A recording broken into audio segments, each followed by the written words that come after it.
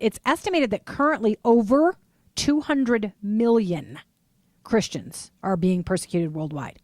Well, I'll speak about it personally, being somebody who is in the news arena. Really when I came to Fox News 9 years ago, it was the first time that I had the opportunity in my capacity on a national level to speak about my faith.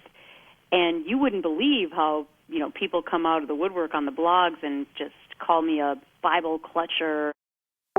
It's ChannelMom with Jenny Dean Schmidt. We're here for you. They requested, wanting to know if I wanted to be a part of the movie. And when I read the script, I thought, wow, this is just a really compelling story.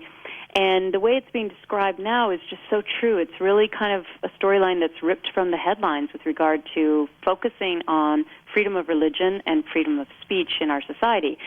So the movie is a thriller. I mean, you're going to sit on the edge of your seat when you watch this movie. Yeah.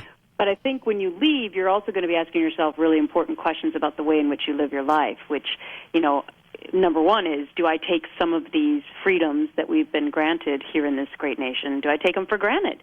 And the second question will be, even though this is a fictional movie, could any of these themes, as far as persecution of Christians in our society, could they really start to happen more frequently now than already? I mean, many people argue that we've already started to see the persecution of Christians, whether it's taking God off the money or taking God out of high school graduation speeches or whatever the case may be. Many people feel like it's already started to happen. Absolutely. You expand, because you cover these stories. I've watched you cover these stories. Expand for the folks who might think we're being paranoid or overreacting or being too angry about political correctness. Expand on how you have seen it unfold in the news arena. Well, I'll speak about it personally, being somebody who is in the news arena. Really when I came to Fox News 9 years ago, it was the first time that I had the opportunity in my capacity on a national level to speak about my faith.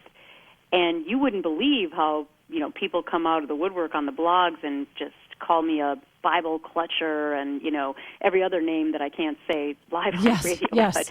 But, so I've faced my own level of persecution for simply standing up for the faith that I was brought up in. How dare you talk about that on national TV?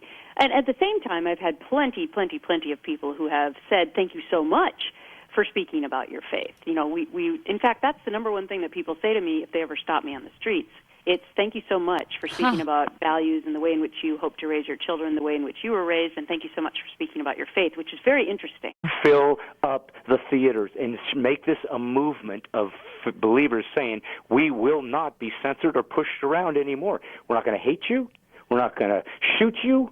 We are going to use our money and our time to invest in something that will stand up for the original Founding Fathers' intent of this nation, religious liberties, and for Christians to be able to stand for their belief system without being persecuted. That's what this really is trying to talk about. And so we're really looking for those who want to basically look at this as a missionary to America in our freedoms and our liberties. So in that regard, go out and bring your friends and have a conversation afterwards. Yeah. You'll enjoy the movie, but it will deal with real issues.